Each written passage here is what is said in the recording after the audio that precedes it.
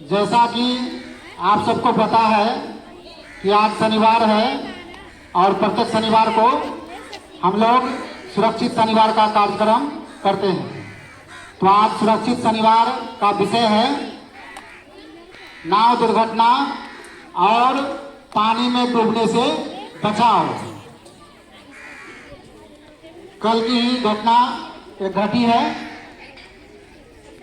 एक व्यक्ति नाव से फिसल करके पानी में गिर गए और वह बह गए और उनकी मृत्यु हो गई। तो हमें हमारे साथ इस तरह की दुर्घटना नहीं हो, तो इससे बचने के उपाय की सारी जानकारी हमें रखनी है। इसलिए यह कार्यक्रम सुरक्षित शनिवार का किया जाता है।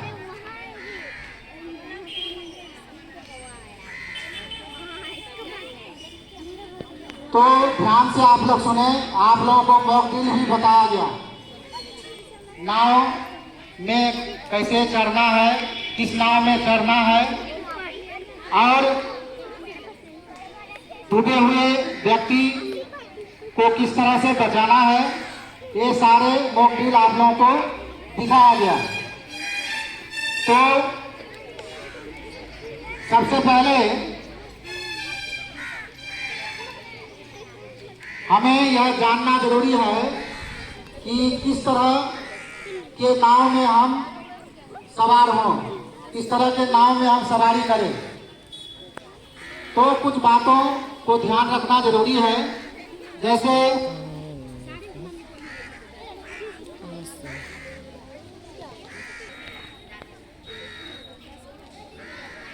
किस तरह के नाव में हमको सवारी करना है, क्या क्या बातें ध्यान में रखना है, यह बहुत जरूरी है जानकारी। तो नाव चलने के पहले यह देख ले कि उस नाव में लदान क्षमता तो ज़्यादा नहीं है। लदान क्षमता ज़्यादा होने से वह नाव पानी में डूब सकता है, पानी में डूब सकता है।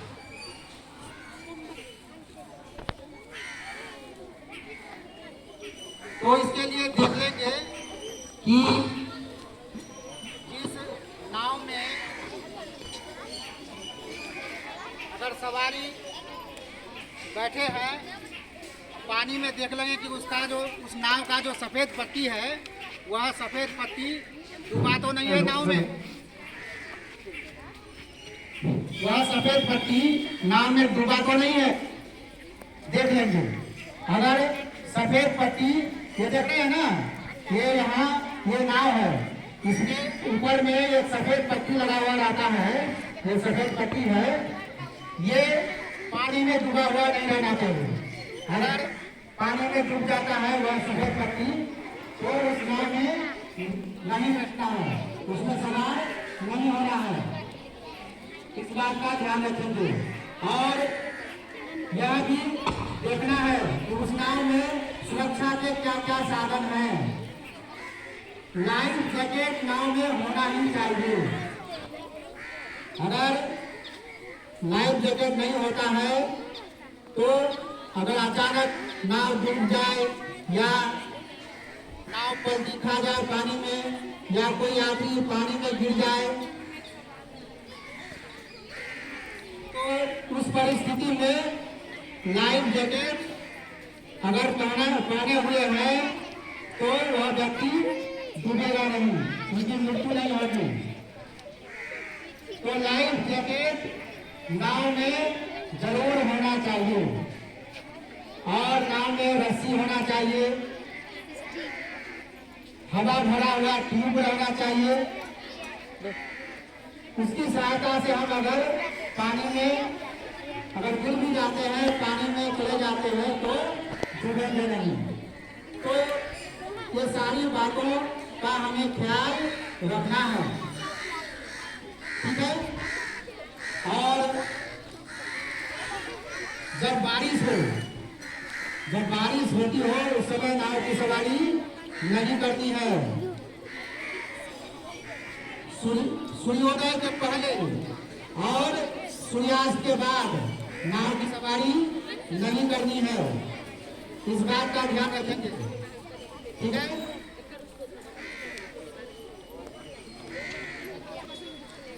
और एक बात यह भी देख लेंगे कि किस नाव में हम चढ़ रहे हैं वह नाव पंजीकृत है ना नहीं। नाव पंजीकृत होना चाहिए, क्योंकि अगर वह पंजीकृत है तो वह नाव सुरक्षित है। दूसरे नाव और वैसे भी जैसा तैसा नाव में चढ़ना नहीं है, क्योंकि वह अन्य नाव जो है उसको डूबने के ज्यादा चांसेस उसमें होते हैं। तो नाव का भी जांच परख कर लेना है कि पंजीकृत है कि नहीं है, ठीक है।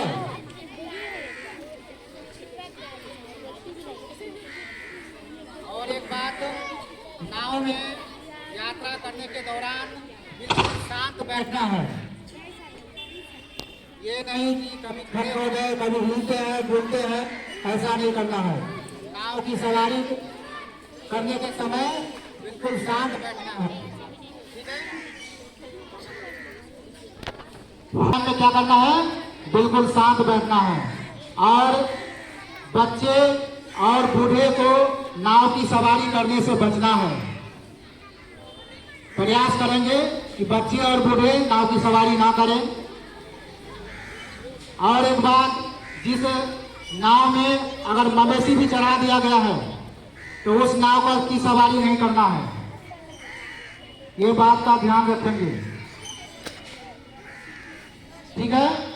और इसके बाद दूसरा टॉपिक था पानी में डूबने से बचाव। तो पानी में डूबने से व्यक्ति को कैसे बचाएं। मान लीजिए कोई व्यक्ति पानी में डूब रहा है तो क्या करेंगे, कैसे बचाएंगे उसको? क्या पानी में उतर जाएंगे? पानी में नहीं उतरना है।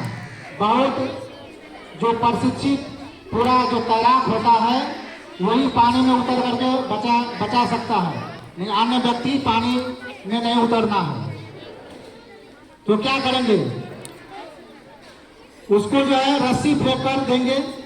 जैसे ही रस्सी पकड़ेगा उसको टांग करके बाहर निकाल लेना है, या बांस के सहारे उसको बांस पकड़ाएंगे और उसको खींच करके जो है ले आएंगे।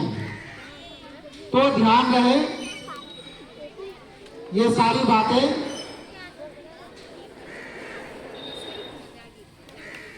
सावधानी ही सबसे बड़ा बचाव है। अगर हम सावधानी हर काम में बरतेंगे तो हमारे साथ दुर्घटना घटने की संभावना बहुत ही कम हो जाती है। तो सावधानी ही हमारा बचाव है, पूर्व तैयारी ही हमारा बचाव है। इसलिए इस पर ये सारी बातों पर हम लोग ध्यान रखेंगे। धन्यवाद।